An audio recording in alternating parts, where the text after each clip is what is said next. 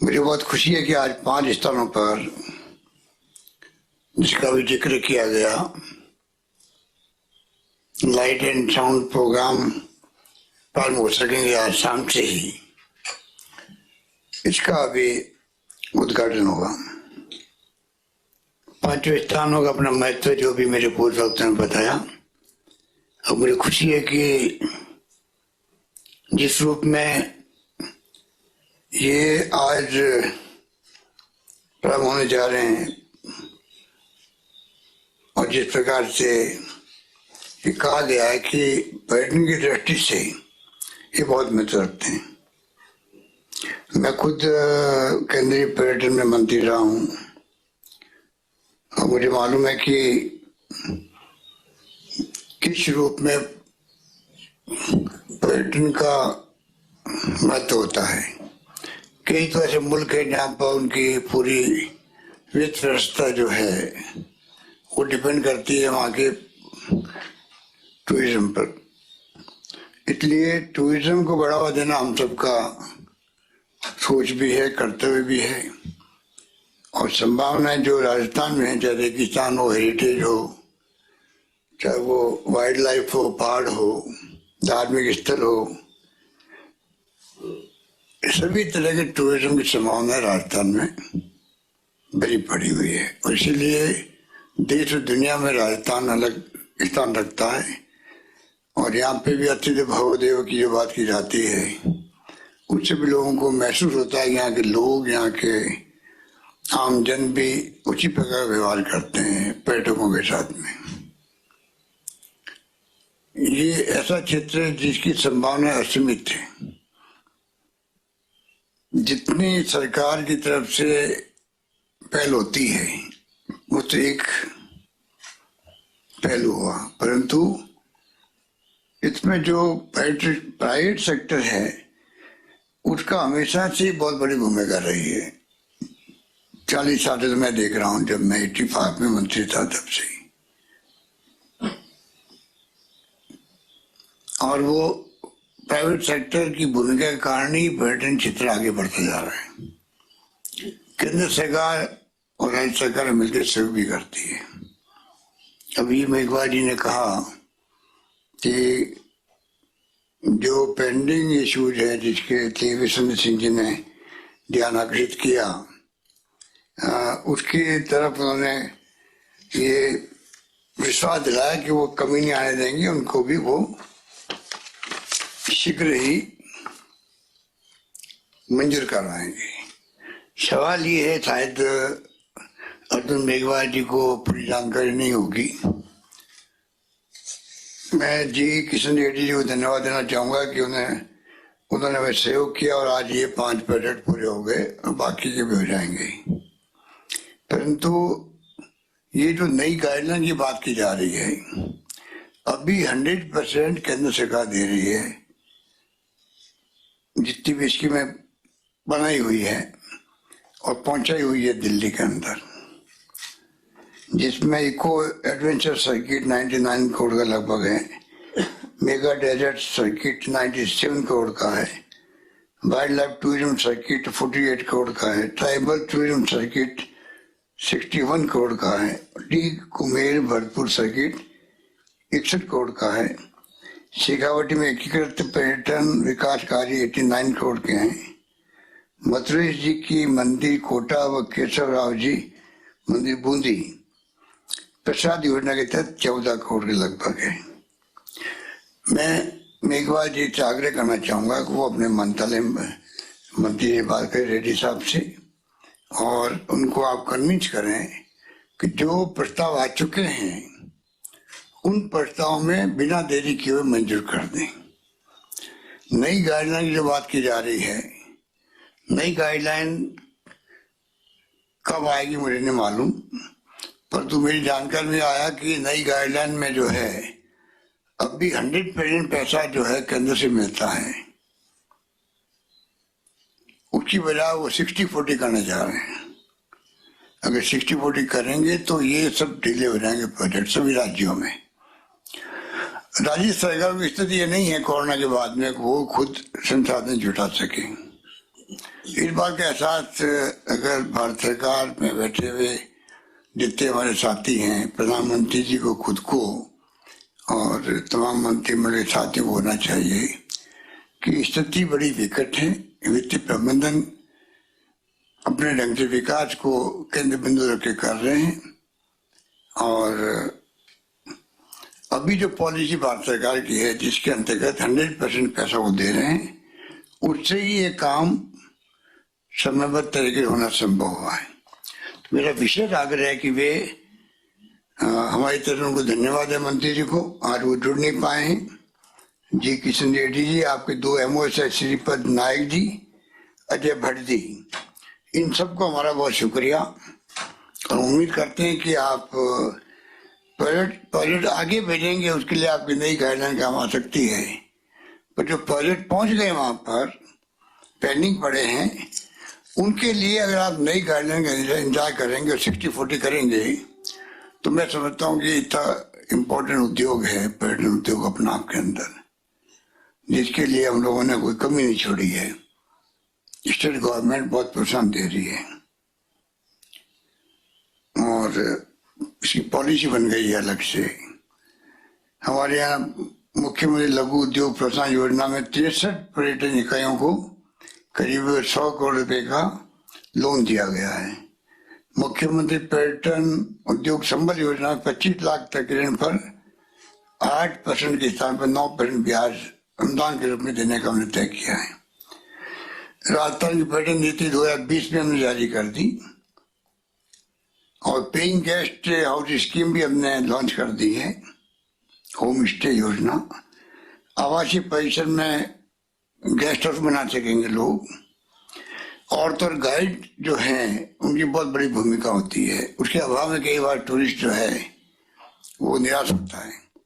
उसके लिए भी हमने करीब आप समझ लीजिए 20 सालों के बाद में गाइड का जो मानदेय है वो 3 गुना किया और करीब 6000 गाइड्स को, उसमें मेरे ख्याल 1000 तो स्टेट लेवल के और 5000 जो है जिला स्तर के गाइड्स को ट्रेनिंग देने का प्रोग्राम भी हम लोग करने जा रहे हैं।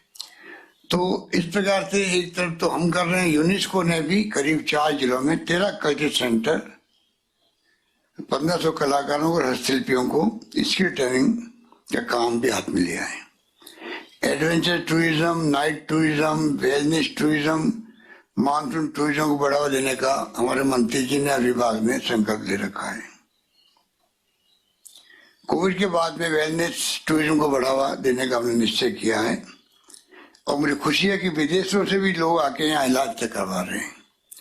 और तरफ भी हमारे महेश जोशी जी जो मंत्री हैं वो कह रहे थे कि इनके क्षेत्र में अभी जो है टूरिस्ट की भीड़ पड़ रही है, बहुत ज्यादा चलना मुश्किल हो रहा है। वो तो अच्छी बात है, परंतु ये जो कोरोना है उसका ध्यान रखते हुए आपको माइक लगा करके प्रचार करना चाहिए कि प्लीज सब लोग मास्क लगा के फिर आप लोग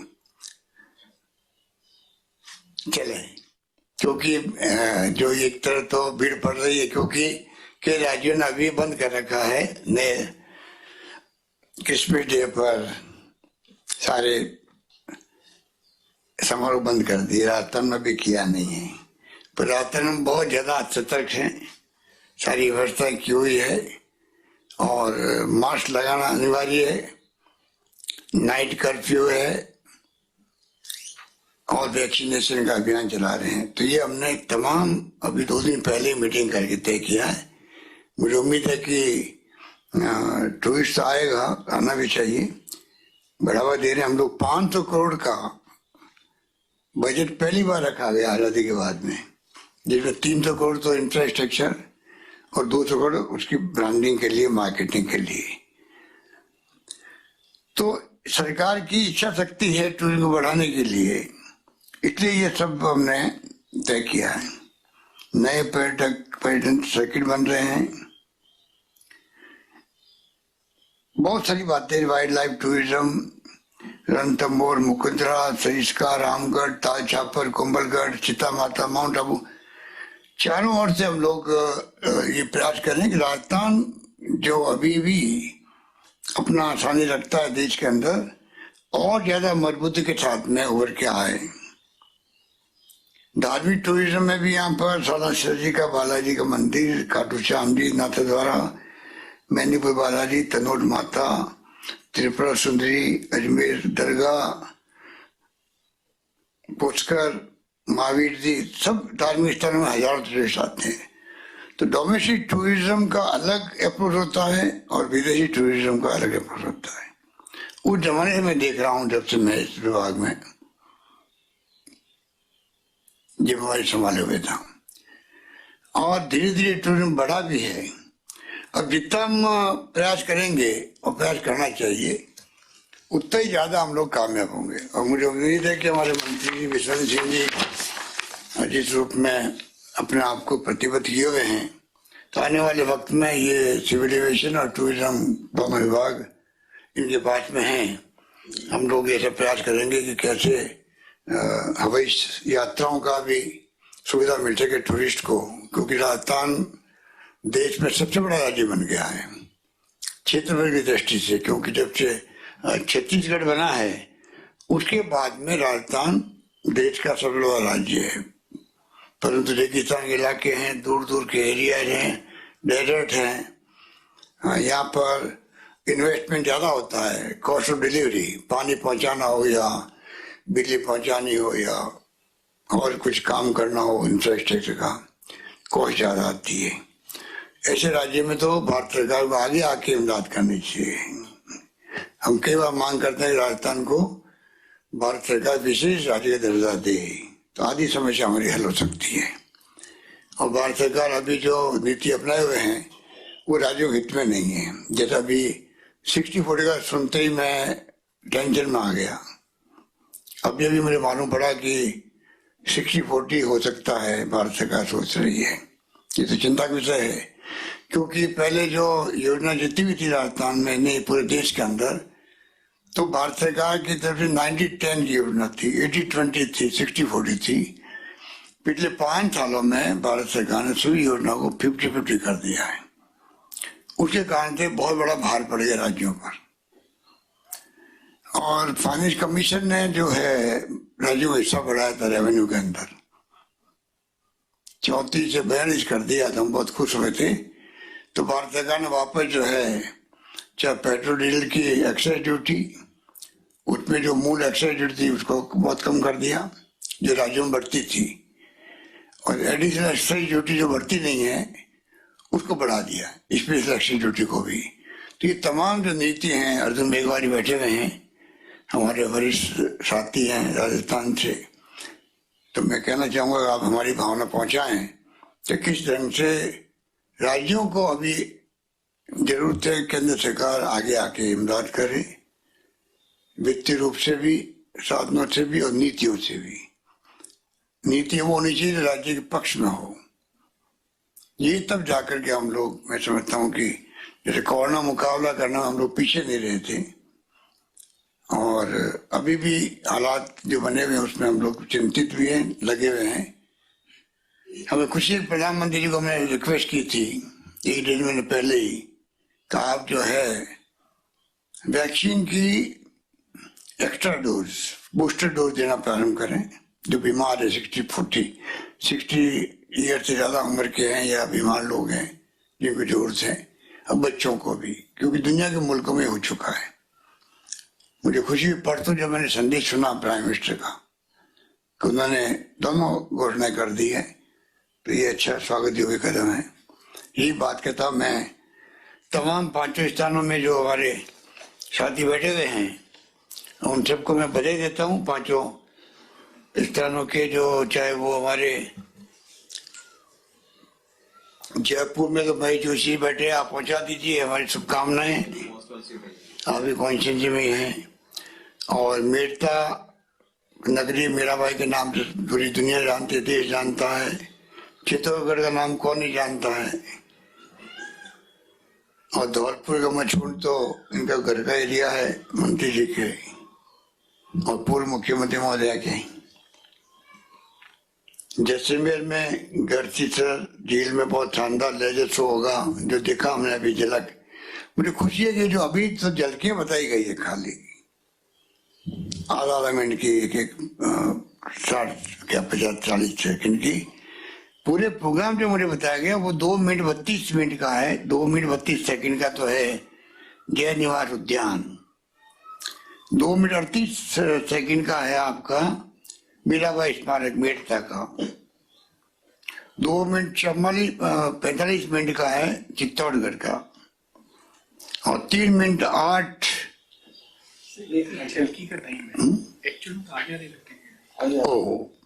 ये तो अभी बताया गया आपको, अभी बताया गया 3 मिनट 8 मिनट का। और 1 मिनट 19 सेकंड का बताया गया अभी लेजर शो आपको जैसलमेर का।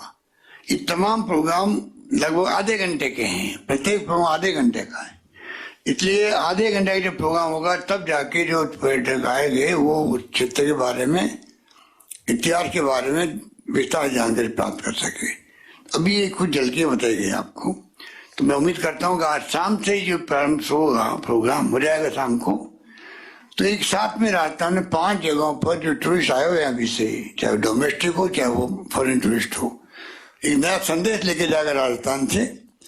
और ये संदेश हमारे लिए टूरिज्म को पुष्ट करने में काम आएगा। धन्यवाद डिपार्टमेंट के तमाम हमारे गायत्री जी को, तमाम अधिकारियों को, उनको बहुत धन्यवाद। उन्होंने अचीवमेंट की और टाइम पे सब ये प्रोग्राम बनाए हैं। धन्यवाद। धन्यवाद, बहुत बहुत धन्यवाद माननीय मुख्यमंत्री महोदय।